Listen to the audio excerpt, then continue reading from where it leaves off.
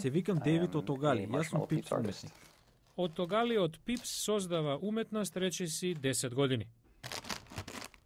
Фасциниран сум од нивната форма, боја и вкус.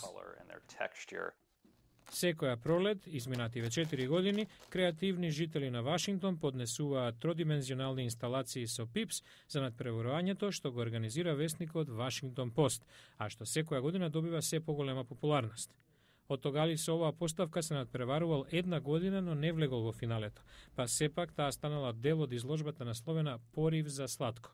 Отогали продал повеќе од 10 своји поставки откако ги изложил во Pips & Company, првата продавница на мало за Пипс и други сладки во сопственост на Just Born.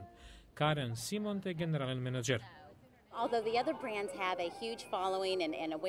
Иако и другите марки на сладки имаат своји обожаватели и се иконични, сепак Пипс е американски херој.